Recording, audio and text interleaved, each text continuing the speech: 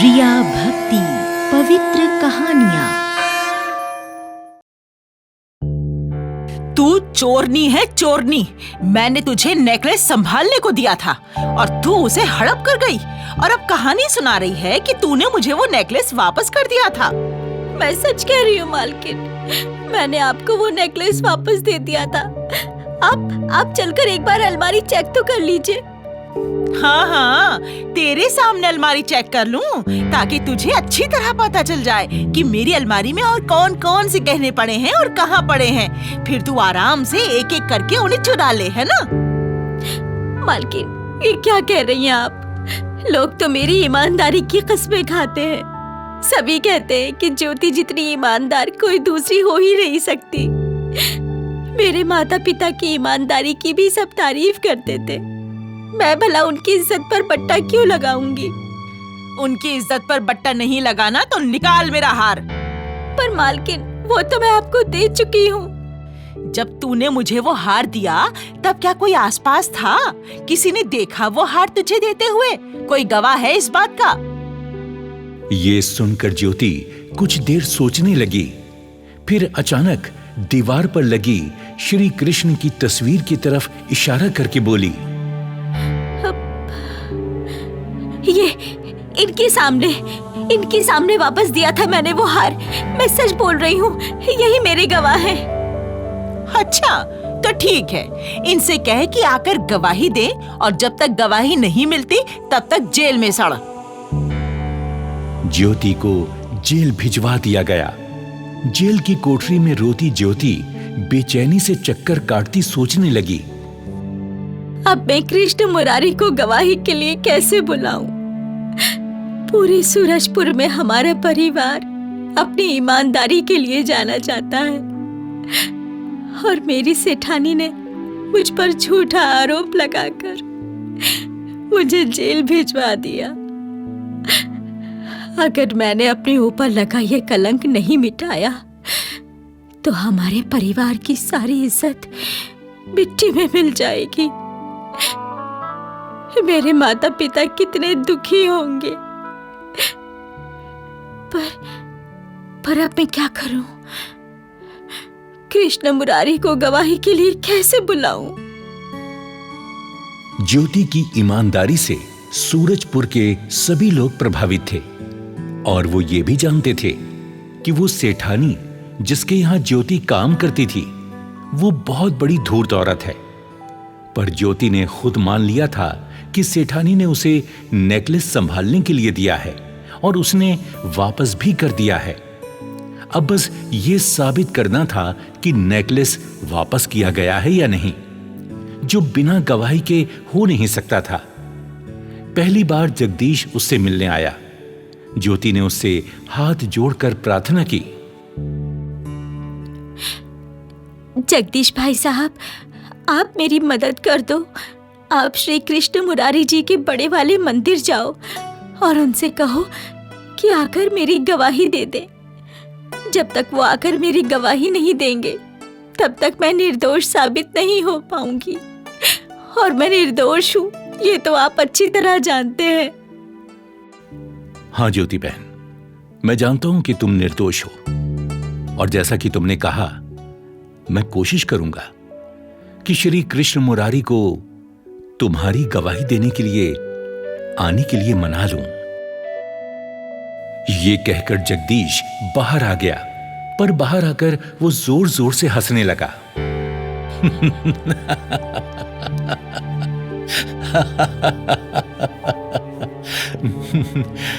बताओ कैसी पागल लड़की है ये?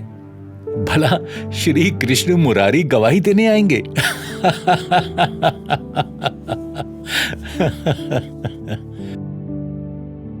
उधर जेल में बेचैनी से दिन काटती ज्योति बार बार यही सोच रही थी कि वो श्री कृष्ण मुरारी को गवाही के लिए कैसे लेकर आए।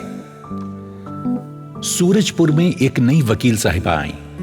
दरअसल निवेदिता शहर में पढ़ी लिखी थी और वहीं से वकालत भी की थी, पर वो भारत के गांवों में काम करना चाहती थी। सूरजपुर पास पड़ता था, सो उसने यहीं से काम शुरू करने का फैसला किया।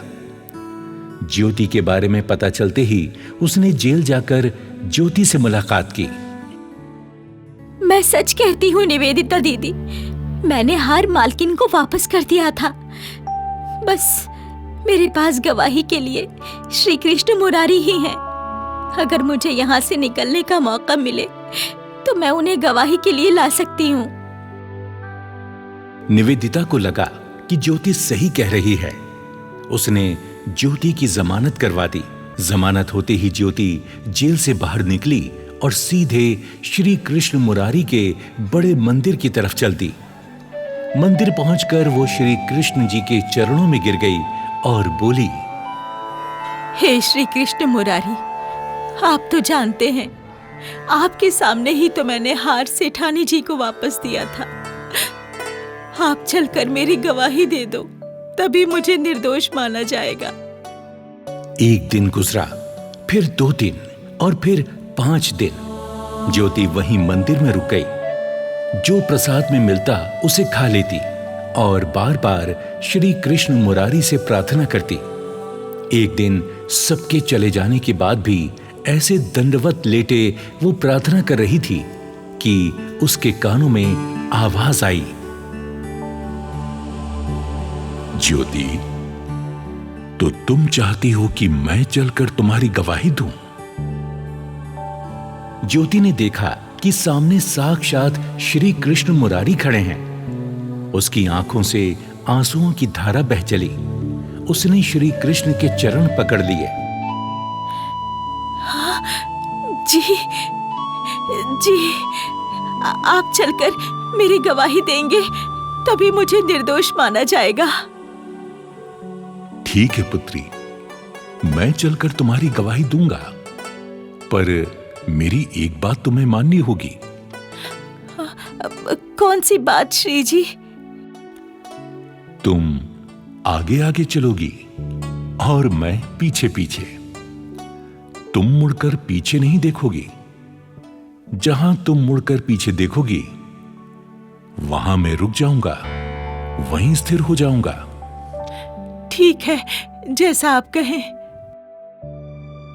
ज्योति खुशी में भरकर उठी और आगे आगे चलती। श्री कृष्ण मुरारी उसके पीछे पीछे चल दिए। सूरजपुर पहुंचने से पहले रास्ते में एक जगह पड़ती थी स्वर्गधाम। वहां पहुंचकर ज्योति ने सोचा, कोई आवाज नहीं आ रही। कहीं प्रभु ने मेरे साथ लीला तो नहीं खेली। मुझे ऐसा कहकर भेज दिया हो मैं सूरजपुर पहुंच जाऊं और वहां जाकर पता चले कि श्री कृष्ण मुरारी तो मेरे साथ आए ही नहीं।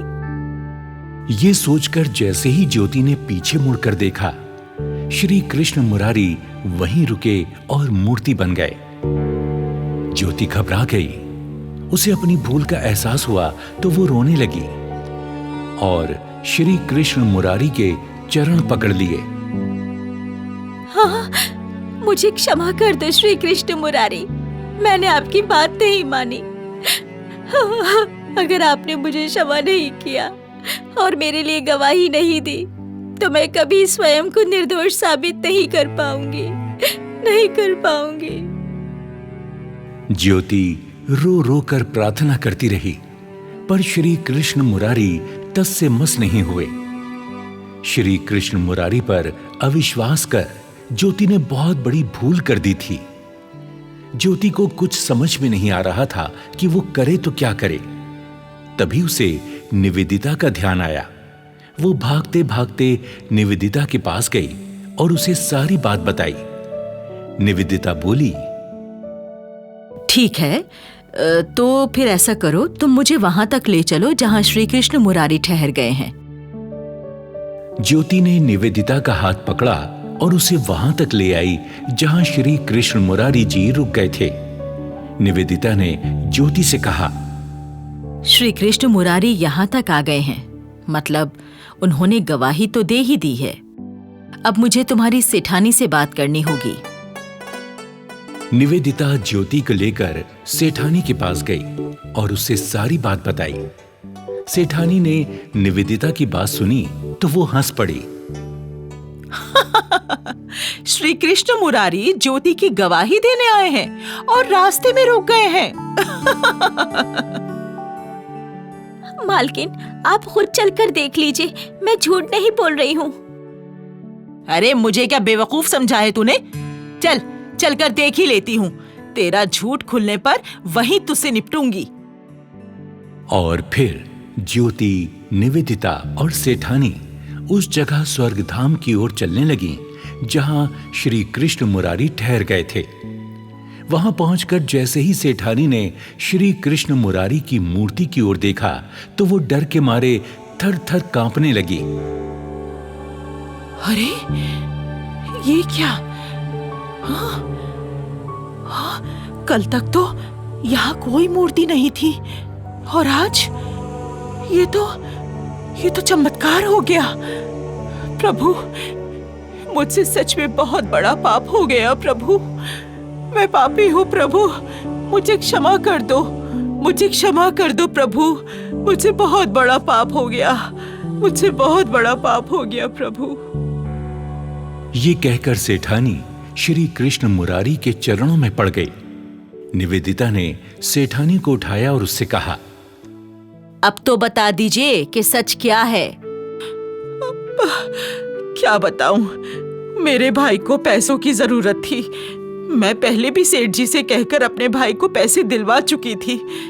मुझे पता था कि इस बार सेठ जी पैसे नहीं देंगे, इसलिए मैंने ये चाल चली। ठीक है, तुम्हें ये सब अदालत में कहना होगा कि तुम्हें हार मिल गया है और ज्योति निर्दोष है।